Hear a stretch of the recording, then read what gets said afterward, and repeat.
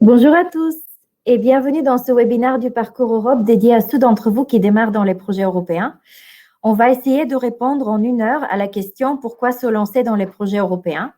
Je m'appelle Kalina Mikhailova et je suis chargée de projets européens à l'Agence régionale de développement et d'innovation des Hauts-de-France. Et nous avons conçu ce cycle de webinaires avec nos partenaires en région. Notre objectif aujourd'hui, c'est de faire tomber les mythes autour des financements européens. Et nous allons aussi vous partager les nombreux avantages qu'il peut y avoir à vous lancer dans cette aventure. Donc, vous êtes vraiment au bon endroit si vous faites vos premiers pas dans les projets européens. Alors, au programme de cette heure, on va ensemble découvrir 5 freins que nous sommes prêtes à lever avec mon copilote Caroline et aussi 10 bonnes raisons pour vous lancer dans les projets européens. Avant de rentrer dans le vif du sujet, je vous présente également Caroline West, avec qui nous partageons notre expérience aujourd'hui. Et je vous précise rapidement le fonctionnement du webinaire. Vous pouvez poser vos questions. On vous invite de le faire dans l'onglet « Questions ». Vous pouvez aussi voter pour les questions des autres participants que vous trouvez pertinentes et auxquelles vous aimeriez avoir une réponse. Et aussi, on va vous inviter à répondre à quelques sondages. Ça se fait via l'onglet « Sondages ». Donc, on va tout de suite se lancer dans le vif du sujet. On espère que vous êtes bien installés parce qu'on va faire un tout petit détour sur Horizon Europe. Si vous avez pu assister à l'événement du lancement du programme en région, c'est un tout petit rappel. Si ce n'est pas le cas, voici très rapidement quelques informations importantes. Par ailleurs, sachez que vous avez accès au replay de nos sessions précédentes, donc les liens seront disponibles à la fin de la présentation. Alors, allons-y sur Horizon Europe. Mais qu'est-ce que c'est? Alors, vous connaissez peut-être déjà les fonds FEDER ou les programmes Interreg. Vous avez même peut-être déjà bénéficié de financement de ce type de programme. Ce sont des programmes européens aussi, mais ils sont complémentaires à Horizon Europe. Par exemple, l'objectif du programme Interreg est de renforcer la cohésion économique sociale de l'UE en corrigeant des déséquilibres qui peuvent exister entre des régions. Et en fait, cela se ressent vraiment dans les projets et les attentes de l'Union européenne sur les projets Interreg.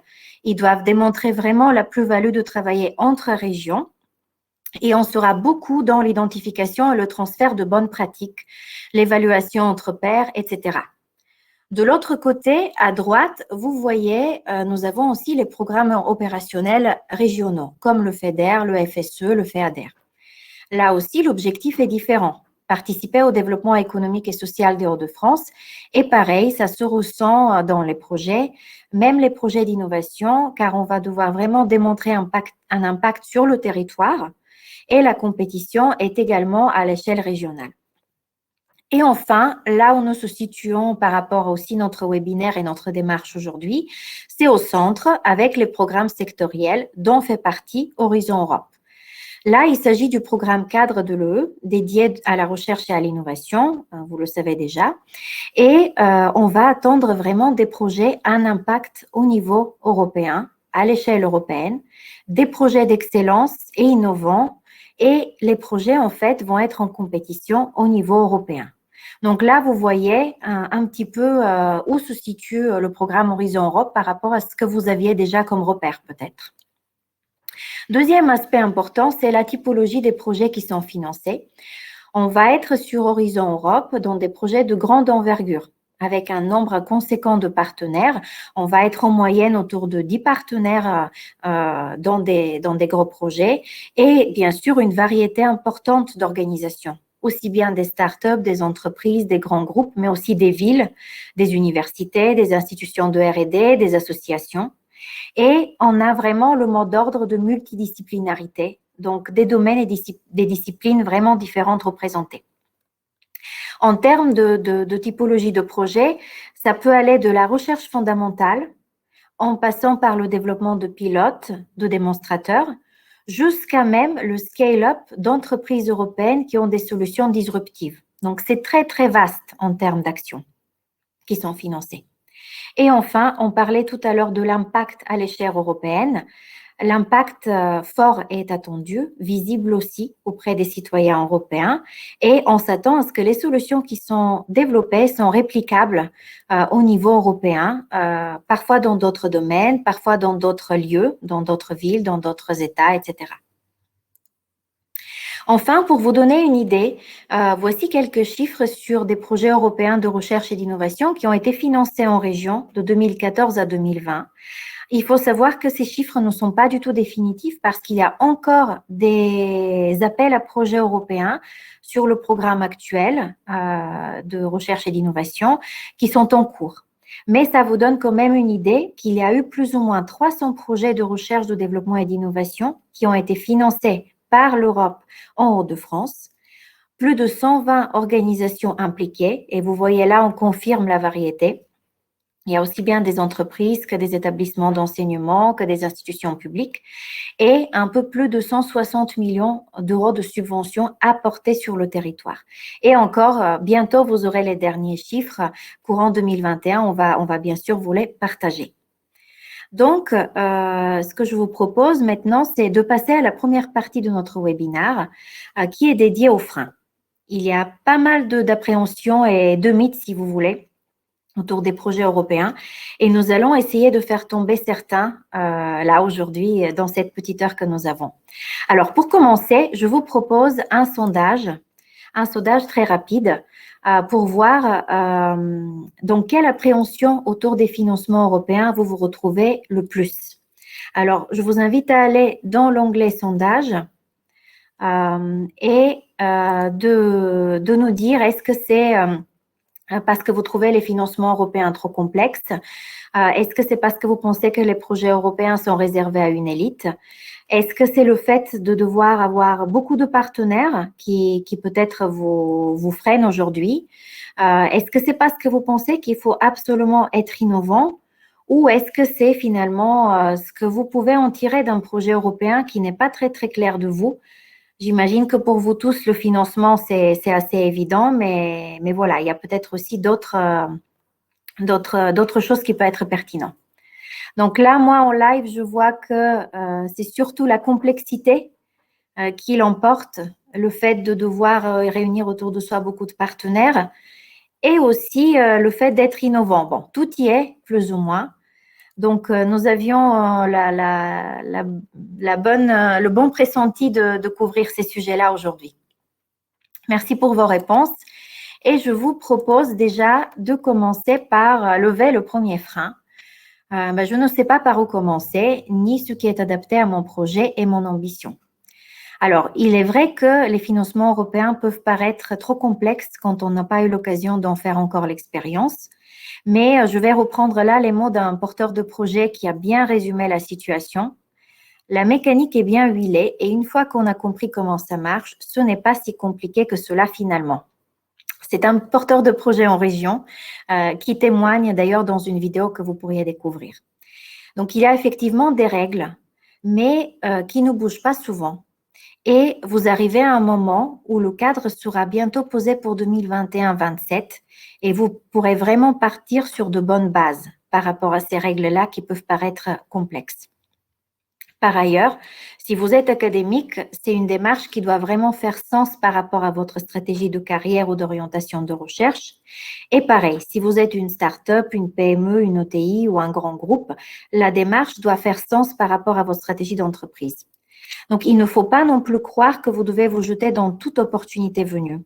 Vraiment, ce qu'on vous conseille, c'est de vous laisser le temps de comprendre et de vous préparer, de cibler les opportunités, de dire non quand cela ne correspond pas à vos défis et vos ambitions, et d'essayer aussi activement de vous positionner dans des projets qui font sens pour vous.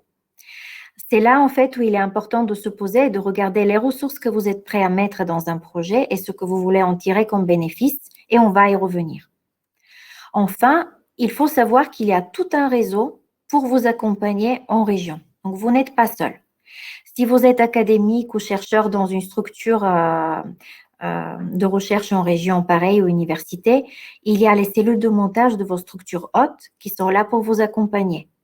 Donc, elles peuvent vraiment non seulement vous aider à réfléchir sur ce qui est le plus adapté par rapport à vos travaux et votre carrière, mais aussi vous donner un coup de main tout au long du processus et même sur les axes administratifs. Pareil, si vous êtes une entreprise et vous faites partie d'un pôle de compétitivité ou d'excellence en région, là aussi, il y a des équipes et des accompagnements qui peuvent vous aider à avancer. Et enfin, si vous êtes nouveau au réseau régional, vous pouvez toujours prendre contact avec nous à HDFID et on va vous aiguiller et vous mettre même parfois en contact avec d'autres partenaires qui font sens pour vos projets et qui pourront vous accompagner. Donc, je dirais que la bonne pratique pour commencer à comprendre la logique européenne, c'est de suivre le parcours Europe dans lequel vous êtes déjà inscrit et pour commencer à comprendre la logique européenne, particulièrement participer au webinaire prochain, le 12 janvier, comment se préparer à participer au projet européen. C'est vraiment là qu'on va vraiment détailler tout le processus et toute la logique. Je vais vous proposer de passer au deuxième frein. Les projets européens sont réservés à une élite. Et donc, j'ai l'impression que seules les grandes structures qui ont déjà un réseau, beaucoup de ressources et de bons contacts y participent. Alors, cela, effectivement, peut paraître réservé à certains, ce qu'on appelle, nous, dans le jargon, usual suspects, que l'on retrouve dans beaucoup de projets. Mais il y a plusieurs raisons pour cela. D'abord, historiquement, les appels à projets recherche et innovation européens, notamment dans les précédents programmes tels qu'Horizon Europe, étaient très orientés recherche et développement.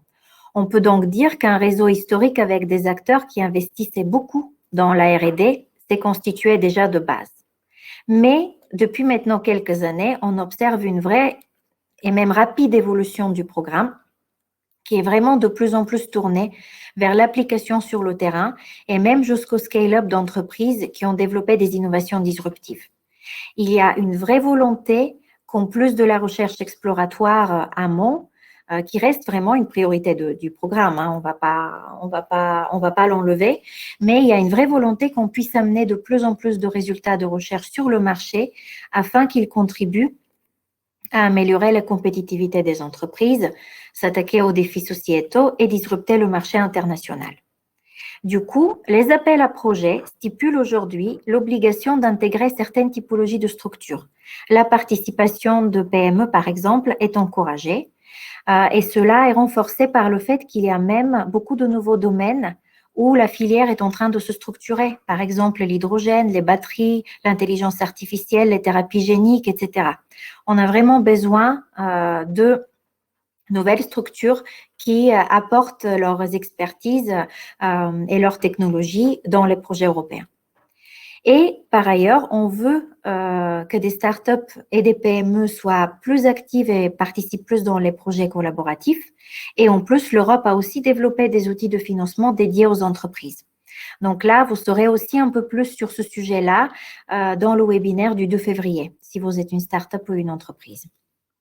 Et enfin, il y a une deuxième explication pour ce mythe, c'est qu'on privilégie souvent ceux avec qui on a une bonne expérience de collaboration. Donc, certaines structures ont vraiment leurs habitudes de collaboration et c'est pourquoi il est important d'activer votre réseau existant et de vous rendre visible. Et pour ça, on vous invite aussi, en bonne pratique, à rejoindre le webinaire du 16 mars, comment trouver des partenaires européens pour vos projets, pour voir du coup quelle stratégie vous pouvez adopter pour bâtir votre réseau. Ça m'emmène du coup au troisième frein. Pour bénéficier des financements européens, il faut monter un projet avec beaucoup de partenaires. On a vu, beaucoup d'entre vous se demandent, mais comment on peut arriver pour ma structure de mettre autant de ressources, d'y passer autant de temps et même aussi sur des aspects administratifs. Alors, il y a deux éléments ici qu'on va essayer de creuser. Donc, le fait de se retrouver avec beaucoup de partenaires peut effectivement donner l'impression que les projets européens sont très lourds et complexes. Et par conséquent, du coup, le deuxième élément, c'est le temps administratif que vous pourrez être amené à y passer. Donc, nous, notre réponse, et nous avons accompagné pas mal de projets avec le réseau en région depuis quelques années, c'est que cela dépend vraiment de deux facteurs. D'abord, l'instrument financier, en fait, que vous allez choisir, et puis le rôle que vous allez adopter dans un projet européen. Tout d'abord, il y a effectivement des instruments financiers qui sont dédiés à des projets avec un seul porteur, par exemple les financements ERC, European Research Council, pour la recherche exploratoire, qui sont portés par un seul chercheur, ou les EIC, European Innovation Council, un outil qui s'appelle l'accélérateur, qui est dédié au scale-up d'entreprises européennes, qui est donc porté par une seule entreprise. Dans ces projets, vous travaillez à 100% sur votre projet et votre ambition. Le temps que vous y mettez sera très utile car ces projets, en fait, vous poussent à vous projeter et à aller au-delà de tout ce qui a déjà été fait dans votre domaine. Et donc, vous pouvez vraiment vous faire accompagner en plus par des cabinets. Nous, on le conseille et il y a pas mal de dispositifs qui existent en région pour vous aider là-dessus.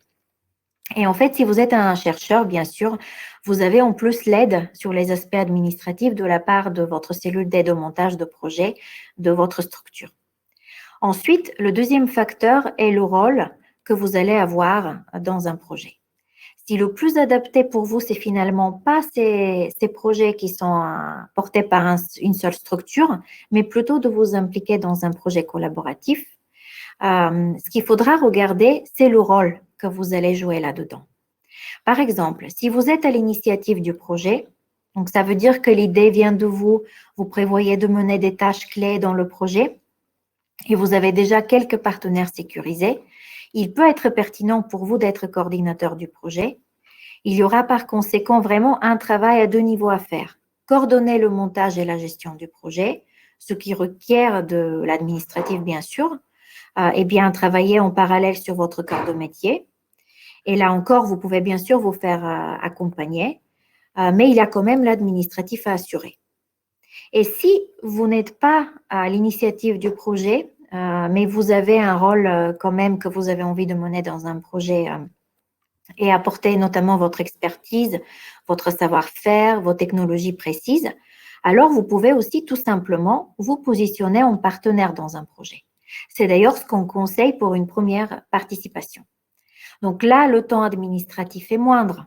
Il y a des actions à compléter, mais en fait, elles ne prennent pas beaucoup de temps et tout sera bien encadré par le coordinateur qui, lui, va assurer la majeure partie des aspects administratifs. Donc, vous voyez, là, il faut vraiment prendre du recul par rapport à l'instrument financier qui est le plus adapté à votre stratégie et par rapport au rôle que vous avez envie de jouer, notamment en vue d'une première participation. Et je vous propose maintenant de passer au quatrième frein. On l'entend beaucoup avec Caroline et avec les autres collègues de réseau. Pour y participer, il faut absolument être innovant. Et donc, je n'ai pas d'innovation disruptive. Qu'est-ce que je pourrais mettre dans un projet? Là, je dirais que le mot d'ordre, c'est la multidisciplinarité. Pour compléter les arguments précédents sur le fait qu'en fait, les projets européens sont ouverts à une variété d'acteurs et que l'on peut doser son implication en fonction de ses objectifs et ses ressources, ce que j'ajouterais ici, c'est qu'il faut aussi voir un projet européen un peu comme une chaîne de valeur dans laquelle chaque partenaire a un rôle précis et essentiel à la réussite du projet. Et tous les partenaires ne sont pas nécessairement innovants. Alors, tout d'abord, même si l'Europe précise les défis à relever dans ses appels à projets, chaque projet doit définir ses paramètres, son terrain de jeu, si je peux dire. Donc, il y a besoin de capter les besoins sur le terrain défini et les problématiques précises auxquelles on va proposer de trouver une solution. Donc là, il faut déjà des gens qui proposent un terrain d'investigation, des chercheurs, des académies qui ont cette capacité d'analyse, peut-être des outils technologiques pour capter ces informations et ces données. Donc, j'espère que là, vous commencez aussi à comprendre qu'effectivement, tout partenaire peut avoir un rôle dans un projet européen.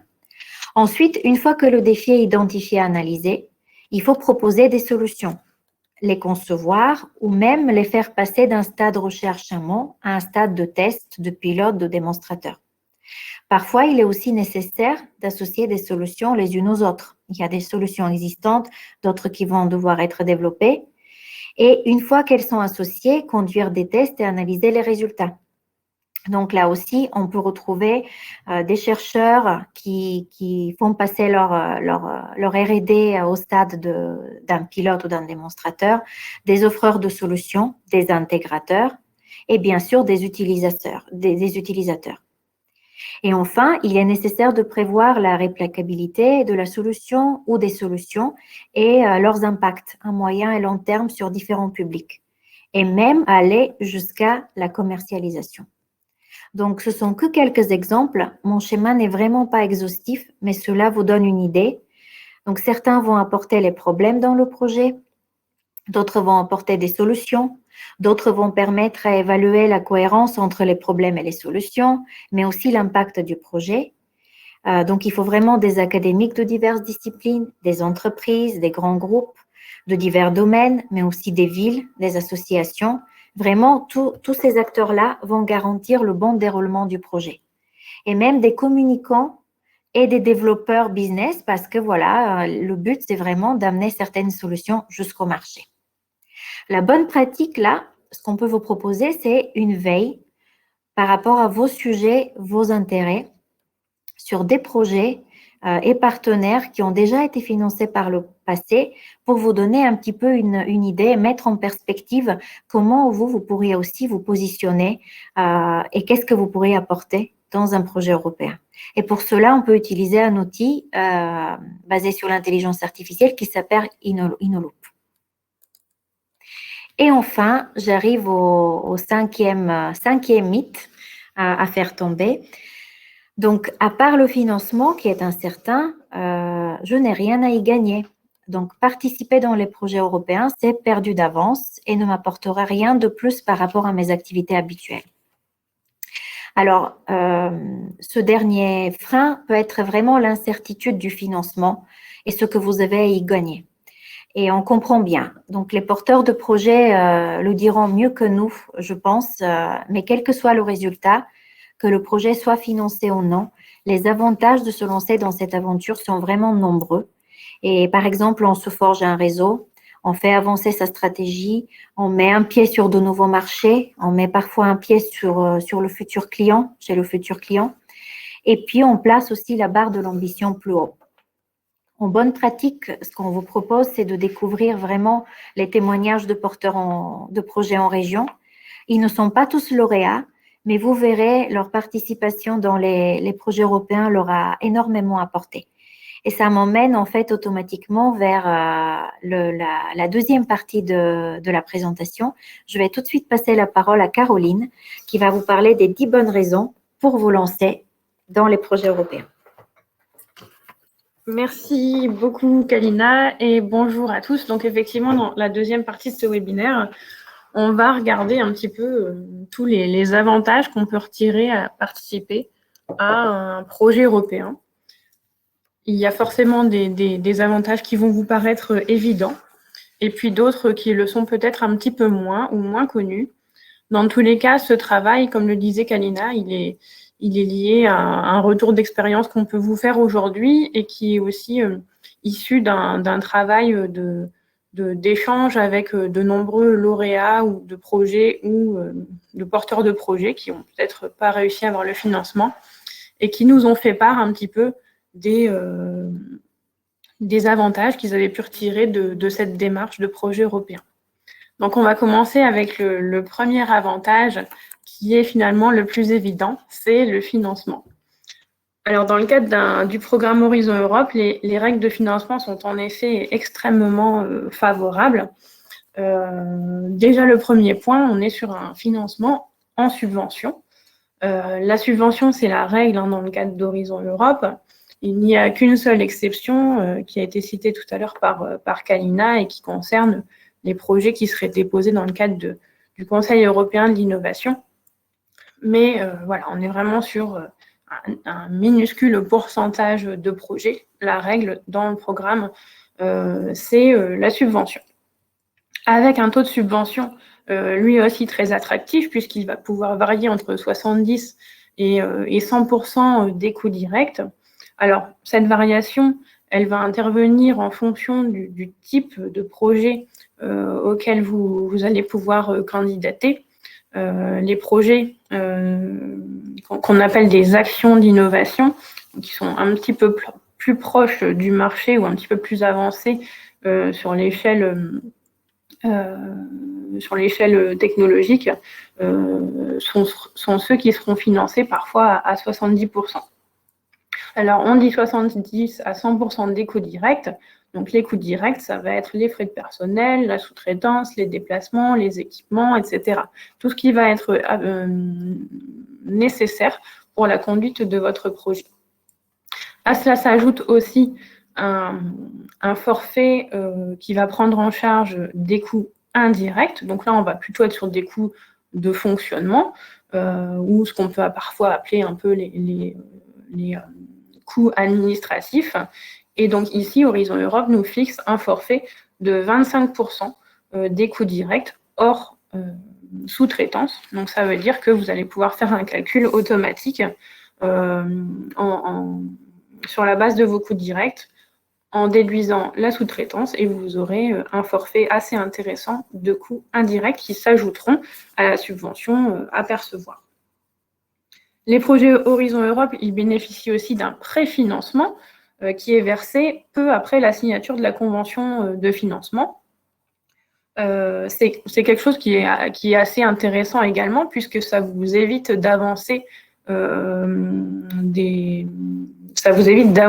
l'argent et de vous faire rembourser avec des délais parfois longs. Ici, Horizon Europe vous préfinance et le solde est ensuite versé sur la base d'un reporting d'activité et d'un reporting financier au fur et à mesure de l'avancée du projet. Alors forcément, ces taux de financement intéressants, ça explique une forte attractivité et donc aussi une forte concurrence, une forte sélectivité qui existe au niveau de ces appels à projets. Néanmoins, effectivement, le jeu peut en valoir la chandelle et j'aime bien citer l'un de nos collègues point de contact national à Paris qui a coutume de dire que 100% des gagnants ont tenté leur chance. Donc voilà, il faut jouer pour gagner. J'en profite aussi pour vous rappeler que chaque appel à projet va définir une enveloppe maximale de cofinancement dans laquelle le projet doit s'inscrire. Donc là, au moment où les appels à projets sortiront, il faut bien lire l'appel à projet et prendre en considération cet indice ou cette fourchette que nous donne la Commission européenne et préparer un budget qui entre dans cette fourchette. Quelque chose d'important aussi au niveau du financement, c'est que cette subvention dans le cadre des projets Horizon Europe, elle est considérée comme une aide directe de la Commission européenne et en ça, elle sort du cadre des aides d'État. Ça veut dire que cette subvention que vous recevez en tant que partenaire ou coordinateur d'un projet, elle ne va pas aller s'imputer sur un régime des minimis ou un régime des aides à l'innovation. On sort complètement de ce régime des aides d'État, ce qui est aussi assez intéressant. Le financement européen, il peut aussi faire effet levier sur d'autres financements, qu'ils soient publics ou privés. De ce point de vue, ils sont complètement complémentaires à d'autres sources de financement qu'on pourrait avoir au niveau régional, national ou autre. Le financement, c'est aussi ce qui permet de travailler sur un sujet ambitieux sur lequel on n'aurait pas pu travailler sans les subsides européens, ou alors pas aussi vite, ou pas avec la même intensité, ni avec la même ambition. Alors, le financement, c'est le premier avantage, c'est l'avantage le plus évident, comme je le disais au début. Nous, on a tendance à considérer que pour mener une bonne démarche projet européen, une démarche qui soit saine et réfléchie, cet avantage du financement, il faut le coupler avec d'autres bonnes raisons de s'investir dans cette démarche et d'autres bonnes raisons que je vais vous présenter juste après. Donc, on va continuer avec le deuxième avantage, qui est le partage du risque. Alors, c'est vrai que les projets Horizon Europe, ce sont quasiment exclusivement des projets partenariaux qui vont impliquer que la réalisation du projet soit partagée entre les partenaires, qu'ils soient petits, grand, qu'il soit coordinateur, qu'il soit juste partenaire, qu'on soit une entreprise, qu'on soit un partenaire académique. On est vraiment dans une démarche où les partenaires vont co-investir dans le projet. Ils vont investir du temps, des ressources, et ils en espèrent tous des résultats à différents niveaux. Le risque, il est donc partagé de la même manière que l'investissement. Il faut aussi noter que via son financement, l'Union européenne prend également une place dans le partage de ce risque. D'ailleurs, dans le cadre de certains projets, je fais encore une petite exception pour les projets EIC, donc Conseil européen de l'innovation, la Commission, elle va parfois investir dans des projets qu'elle sait risquer, en connaissance de cause, en sachant que ces projets, ils auront des difficultés à trouver d'autres sources de financement, mais elle investit quand même. Alors, ce partage du risque, il donne la possibilité de mener des projets de plus grande envergure, d'envisager plusieurs pistes, plusieurs hypothèses, de tester plusieurs marchés d'application, chose qu'on ne pourrait pas faire si on était seul. Bien sûr, les partenaires, ils ont un intérêt commun à ce que le projet soit un succès et rencontre les indicateurs de résultats et d'impact qui avaient été, et voire même dépassent ces indicateurs, ceux qui avaient été prédits au démarrage du projet. L'échec comme le succès sont partagés dans le cadre des projets européens et ces deux aspects sont anticipés dès le début du projet via des documents qui sont formalisés, une convention de subvention et une convention de partenariat, qui sont des outils pour prévoir les relations avec le financeur européen, mais aussi les relations entre les partenaires. On va avancer avec un troisième avantage qui est la dimension européenne de ces projets. Alors ça paraît encore une fois évident de le dire, mais ces projets, ils ont nécessairement une dimension européenne, de par le fait qu'ils se basent sur un partenariat également à l'échelle, qui implique également des participants de différents pays, et aussi de par le fait que les objectifs stratégiques des appels à projets traitent de problématiques européennes, voire même parfois mondiales. Les projets s'attaquent à des enjeux, à des problématiques qui ont une résonance au-delà d'une région ou d'un pays.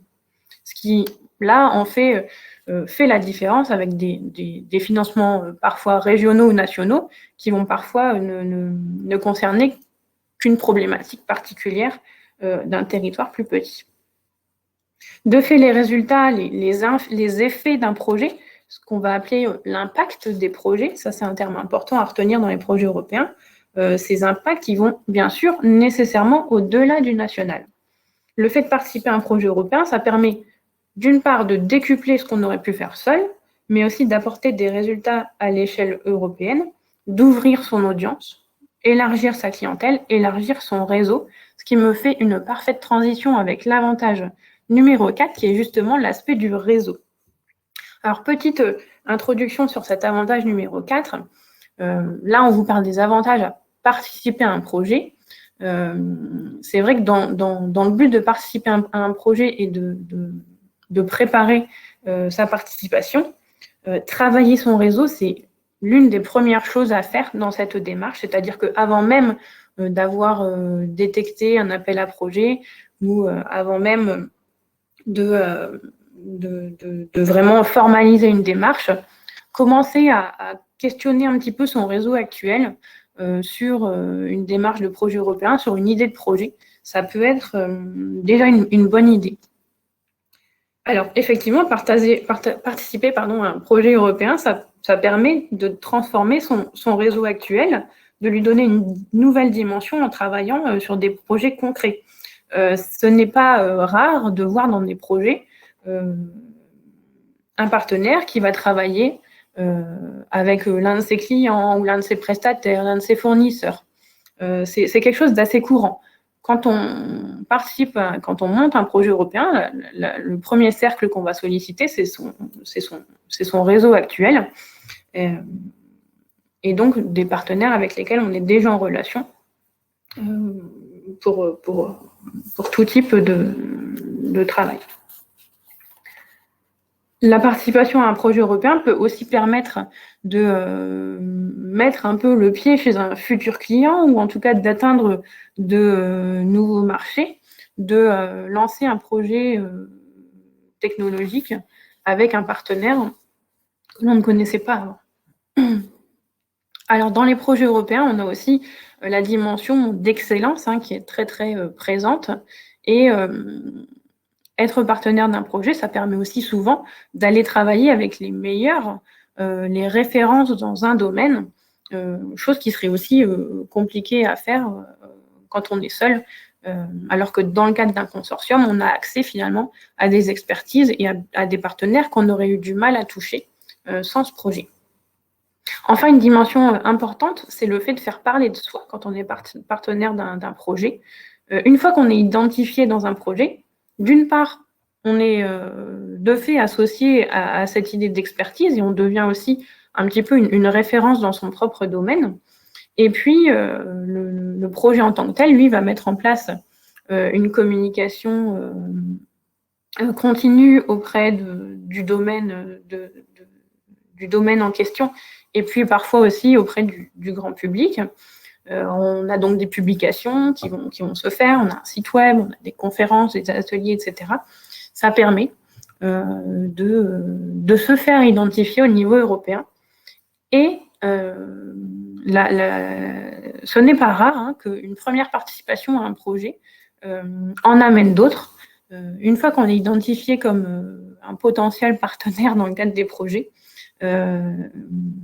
c'est pas rare de se faire contacter après par d'autres coordinateurs qui cherchent à compléter leur consortium, ou alors une fois qu'un projet arrive à son terme, que le consortium se dise écoutez, on a bien travaillé ensemble, on a fait du bon travail et on va essayer de poursuivre ensemble dans le cadre d'un autre projet.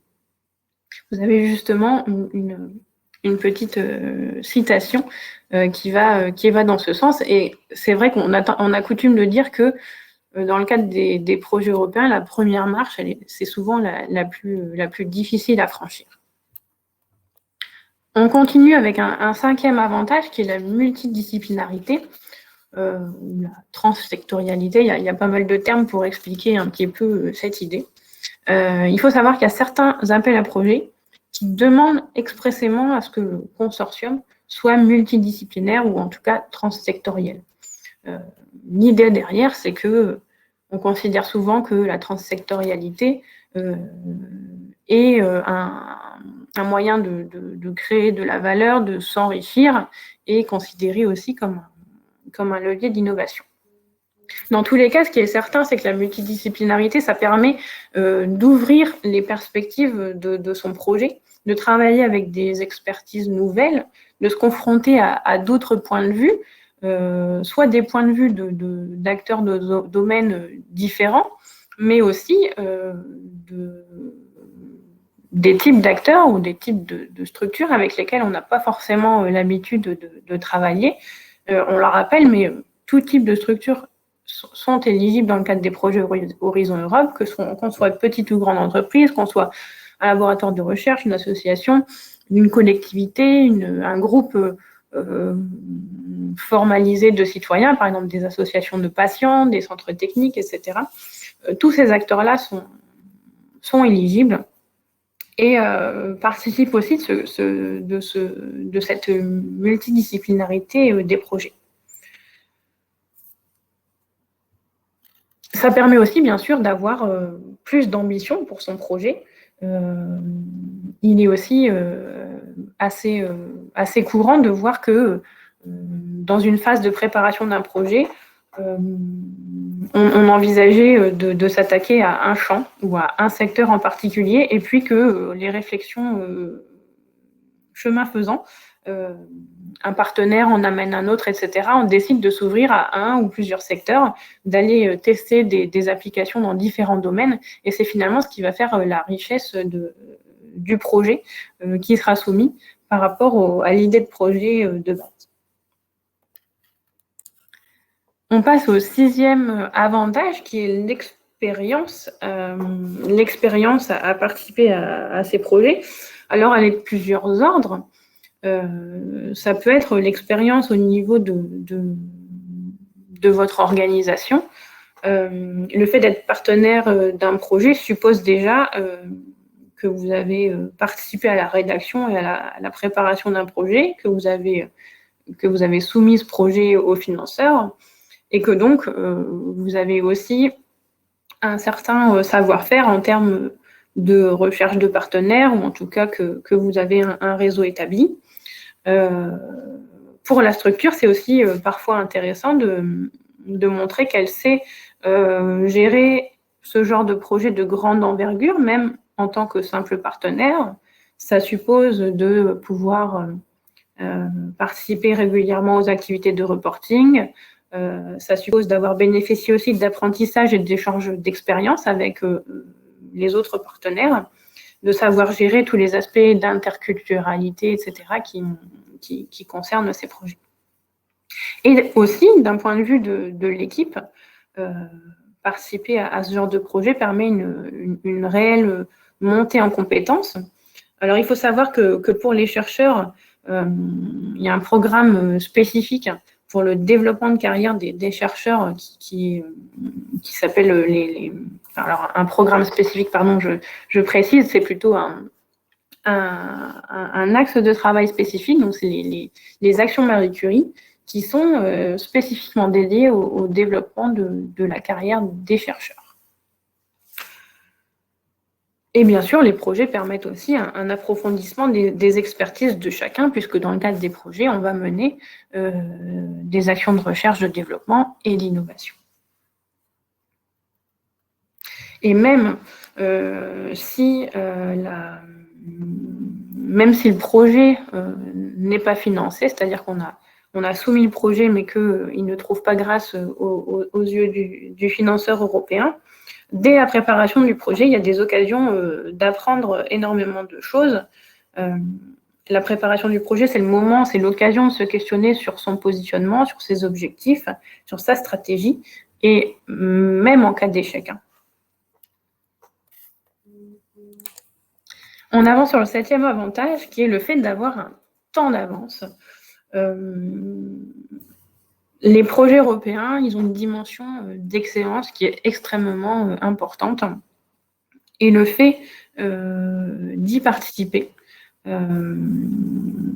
va vous amener aussi à produire de l'information, mais aussi à avoir accès à de l'information qui vont justement vous mettre un petit peu à l'avant-garde de votre domaine. Alors, on peut parler du temps d'avance par rapport à des concurrents, par rapport à des clients, mais aussi avoir connaissance de réglementations qui seraient en préparation, de pouvoir peut-être même parfois influer ou donner son avis sur des réglementations à venir. Et aussi, ne pas oublier que ce temps d'avance, il peut aussi s'interpréter comme un temps d'avance par rapport à sa propre réflexion. Participer dans des projets de grande envergure, comme je vous le disais tout à l'heure, ça suppose d'avoir pensé à une stratégie à moyen long terme pour votre structure ou pour les recherches que vous menez, et de se poser des questions, de se poser les bonnes questions, ce qui, encore une fois, me fait un très bon lien avec l'avantage suivant, qui est la remise en question et le fait de pouvoir se projeter grâce au projet européen. Participer à un projet, avant de participer, l'idéal serait d'avoir fait un point sur sa stratégie, ses objectifs, les collaborations qu'on a déjà en cours, et puis aussi ce qu'on est parfois prêt à partager ou pas. Alors là, on ne sait pas vraiment le suivi aujourd'hui, mais la question de la propriété industrielle est effectivement quelque chose qu'il faut anticiper. Mais donc, où j'en suis, qu'est-ce que je veux faire, à quelle échéance je veux mener ces actions. Il faut prendre en considération que ces projets, ils peuvent être aussi un terrain un peu d'expérimentation pour envisager pour votre structure de nouvelles pistes et élaborer un nouveau modèle d'affaires si vous êtes sur une entreprise, etc. À noter aussi que la remise en question, elle peut aussi venir de l'évaluation de votre projet.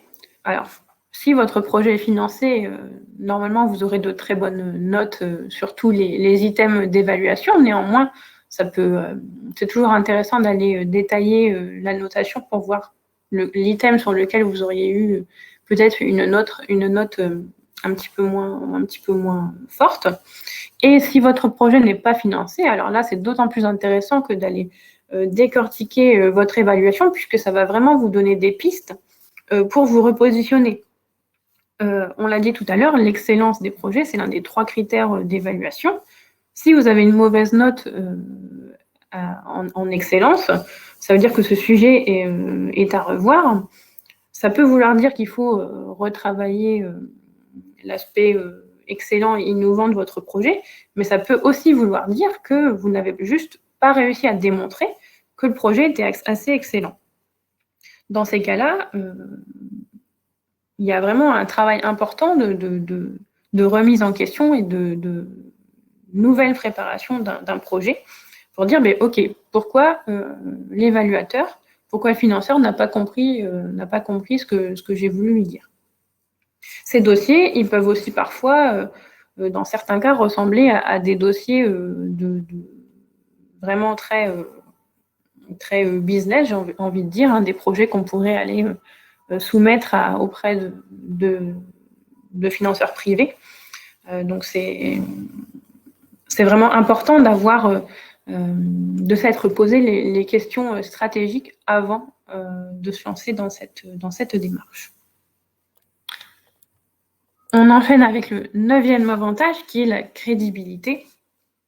Alors, avec 2 axes qui pour moi sont particulièrement importants. On l'a dit, dans le cadre d'un projet, vous allez produire des données, vous allez produire des connaissances, vous allez faire avancer une problématique, vous allez faire avancer un champ de recherche ou un champ technologique. Vous allez publier, vous allez produire des résultats. Tout ça, ça va vous donner à vous et à votre structure une crédibilité renforcée et aussi une expertise d'autant plus pointue. Un autre élément important, c'est aussi la crédibilité de votre structure du fait qu'elle soit désormais membre de ce club un peu des lauréats de projets européens. Derrière cette idée, on sous-entend aussi l'idée d'expertise, d'excellence, de fiabilité, de capacité à faire. Être partenaire d'un projet européen, ça veut aussi dire qu'à un moment donné, l'Union européenne vous a accordé sa confiance pour mener une tâche, pour faire avancer un sujet. Et c'est quelque chose que vous pouvez utiliser pour communiquer, mais aussi, pourquoi pas, pour aller voir des clients ou aller voir d'autres financeurs qui pourraient peut-être intervenir à la suite de ce projet. Et on va terminer avec la 10e bonne raison, qui est un petit peu plus globale, qui est le fait de contribuer au bien commun. Alors ici, ce qu'on voulait partager avec vous, c'est que le programme Horizon Europe, dans le cadre de ce programme, l'Union européenne souhaite participer à la réalisation des 17 objectifs de développement durable fixés par l'ONU à l'horizon 2030, que ces objectifs, ils répondent à des défis mondiaux tels que la pauvreté, les inégalités, le climat, etc. Vous pourrez aller les consulter sur le site dédié. Eh bien, les appels à projets qui seront lancés dans le cadre d'Horizon Europe, ils feront nécessairement référence, alors parfois indirectement ou parfois ce sera sous-entendu, à ces objectifs de développement durable. L'Union souhaite aussi générer des solutions et des initiatives autour de grands défis contemporains. Et c'est ce que j'ai illustré avec le petit schéma qui représente en fait le schéma de 5 grandes missions qui seront menées dans le cadre d'Horizon Europe. Donc, on a par exemple une mission cancer, donc ça veut dire une mission santé des sols et alimentation. Ça veut dire que dans le cadre du programme Horizon Europe, l'Union européenne va s'organiser pour que ces défis-là puissent trouver de nouvelles solutions et de nouvelles propositions pour essayer d'avancer vers leur résolution. En parallèle, on a aussi des appels à projets qui vont s'attaquer à certaines problématiques mondiales qui feront également l'objet d'appels à projets. Alors là, on aura des appels à projets qui vont concerner énormément de thèmes. Pour en avoir un décryptage, vous pouvez visualiser le replay du lancement d'Horizon Europe en région du 1er décembre, où on a une session qui va vraiment décortiquer en termes de mots-clés un peu les différentes thématiques d'intervention de l'Union. Et enfin, pour clôturer mon propos, dans la contribution au bien commun, on peut aussi citer le fait que les projets vont défendre aussi certaines valeurs transversales. Donc, on a par exemple tout ce qui est lié au développement durable. Donc, ça, c'est déjà un petit peu inclus dans les objectifs de développement durable de l'ONU. Mais on va aussi avoir d'autres valeurs, comme l'égalité des genres, qui est une valeur importante au niveau de l'Union européenne et qui fait aussi l'objet d'une évaluation dans le cadre des projets. J'en ai fini de la présentation de ces 10 bonnes raisons et je vous propose maintenant également un petit sondage pour savoir lesquelles de ces 10 bonnes raisons sont les plus importantes pour vous. Donc de nouveau, rendez-vous rapidement dans l'onglet sondage pour nous donner votre avis. Et je vais, pendant que vous répondez à cette question, je vais de nouveau accueillir Kalina à mes côtés pour lancer notre session de questions-réponses. Je pense qu'il y a des questions qui ont dû être posées dans l'onglet questions et ça va être le moment d'y répondre. Donc, il y a assez de questions qui ont été posées pour l'instant. Je pense que c'était assez clair et c'est vrai que c'est pas, enfin, vous n'avez pas forcément détaillé, c'était pas l'objectif aujourd'hui de faire le détail de toutes les règles d'éligibilité, tout. On est plutôt sur les grandes raisons, donc c'est normal qu'il y ait moins de questions. Néanmoins, nous en avons eu une donc sur Erasmus Mundus, donc on est vraiment sur un autre programme, donc on y a répondu un petit peu en direct. Dans les questions un petit peu générales qui pourraient intéresser l'ensemble des participants, il y a une personne, Yann Cinquin, qui a demandé comment sont gérées en fait les règles de propriété industrielle et notamment s'il y a des industriels dans le consortium. Merci, Émilie. Alors, ce qu'il faut peut-être préciser, c'est qu'effectivement, on a une équipe de 3 personnes qui sont avec vous en direct pour répondre aux questions dans le chat. Donc, on les remercie vivement et dans l'onglet questions. Donc, je pense qu'elles ont fait un gros travail déjà de réponse à des questions. Mais effectivement, on peut prendre quelques-unes qui sont plus générales. Donc, notamment la question de la propriété intellectuelle, c'est un sujet très, très important dans les projets européens. C'est un sujet que nous, on vous invite à traiter dès le début des discussions avec vos partenaires, parce qu'il est effectivement très, très important que cet aspect-là soit traité pour que, effectivement, en cas de problème, vous sachiez, et même en termes de résultats, vous sachiez à qui appartient quel résultat. Donc, c'est quelque chose qui est régi par l'accord de consortium. C'est un document, c'est comme un contrat entre les différents partenaires dans le projet qui vont régir justement ce type de questions. Et il y a beaucoup d'exemples de ce type de contrats qui sont disponibles et également un accompagnement qu'on peut vous proposer en région pour bien réfléchir à votre positionnement en termes de propriété intellectuelle et bien négocier le partage des données et des éléments qui ressortent des projets européens. Merci beaucoup, Kalina. Il y a une autre question. Est-ce que les partenaires européens peuvent être dans la même discipline que mon activité, de Anne-Sophie Desjours? Est-ce qu'on peut être partenaire du même domaine? Alors oui, bien sûr. C'est vrai que tout à l'heure, j'ai mis en avant la multidisciplinarité parce que c'est souvent quelque chose qui est vu comme voilà, on ouvre un petit peu des horizons qu'on n'aurait pas eu sans ce projet. Après, tout dépend de l'appel à projet en question. Effectivement, dans des appels à projet qui seront relativement sectorisés, ça peut complètement faire sens d'avoir des partenaires qui sont issus d'un même secteur ou ayant une activité dans la même chaîne de valeur. Oui, ça peut tout à fait faire sens, effectivement. Et même, je compléterais le fait que dans ces projets-là, chacun apporte une expertise très pointue. Donc, vos partenaires ont certainement des expertises complémentaires aux vôtres. Merci beaucoup. Il y a aussi une autre question de Xavier Sécordel. Est-ce que vous pouvez revenir sur le versement de la subvention, donc l'avance de essentiellement 80% que vous avez détaillé? Il avait cru comprendre qu'elle se fait avant le début du projet et donc que les universités n'avancent pas les fonds. Comment et quand justifie-t-on ces dépenses?